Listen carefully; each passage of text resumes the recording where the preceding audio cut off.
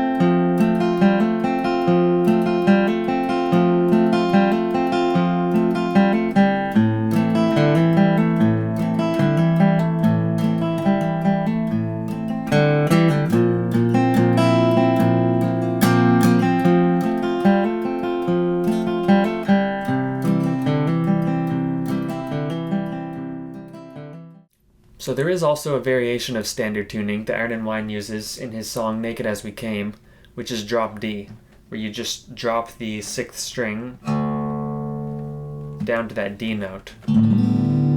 So yeah, I'll show you how Naked As We Came is played, and it's played with the capo on the 2nd fret.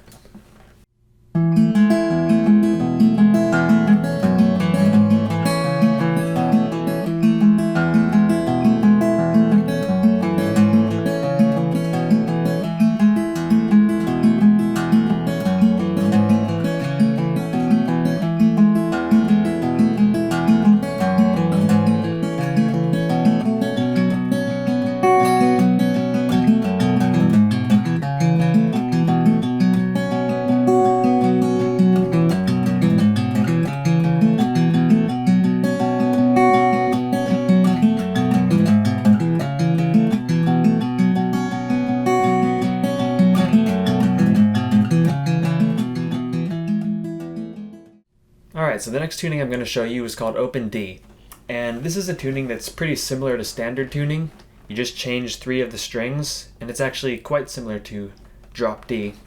But anyway, the notes are D, A, D, G, A, and D. It's got that cool open sound, which is why it's called Open D. So to get to this tuning from standard, you just take your 1st, 2nd, and 6th strings and you drop them down a full step, or 2 frets if you want to look at it that way. So Iron and Wine uses this tuning on some of his newer songs like Caught in the Briars, Claim Your Ghost, Thomas County Law, and so I'll show you a few of those songs. He also uses this tuning, I've noticed, in his live shows or live performances, where he'll tune the whole thing down a step, so it's like open C. But if you want to learn the songs and the records, open D is good enough. So yeah, I'll show you some of those songs.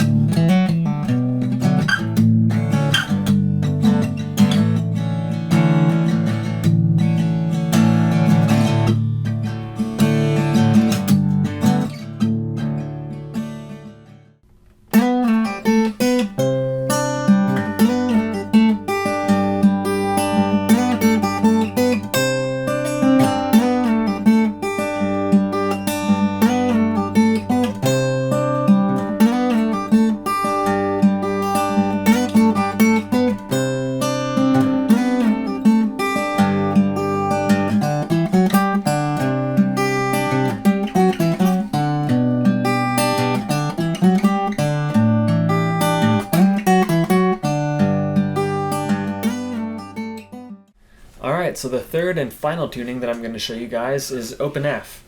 And I don't know if open F is the technical name for it, but it's the best name I could think of because it is in the key of F and it's kind of an open tuning. But the strings for that tuning are F, F, so these two notes are exactly the same. The 6th and 5th strings are both F. Then you have C, F, A, F.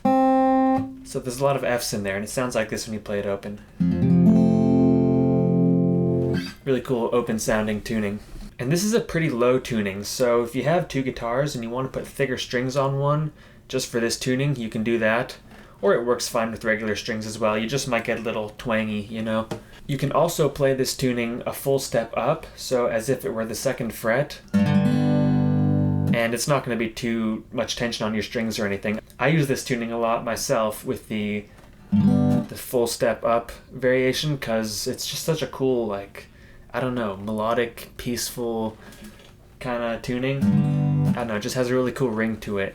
So yeah, I like to use that a lot for writing my own songs. So there are quite a few Iron & Wine songs where he used this tuning throughout his career. Older song would be Fever Dream. A newer song would be Song in Stone. He's used this a lot.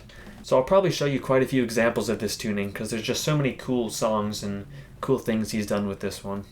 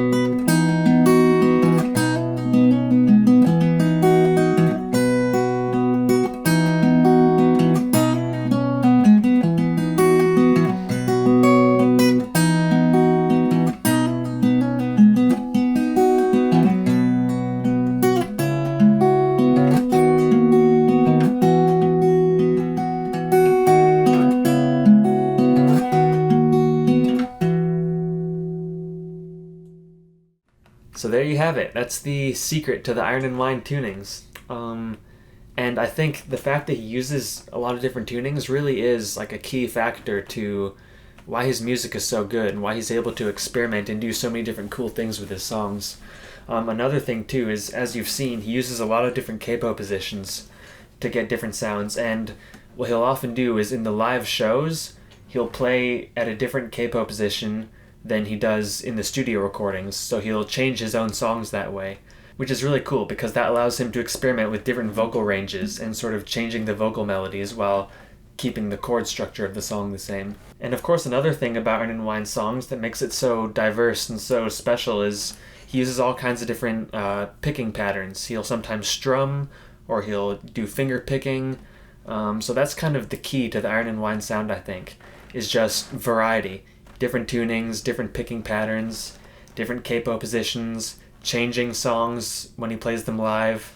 So yeah, I hope you enjoyed this. I hope if you're a guitar player that this will inspire you to experiment with these different tunings and come up with new things you've never tried before. I personally have found it very helpful in writing songs. So yeah, Hopefully it can be the same for you.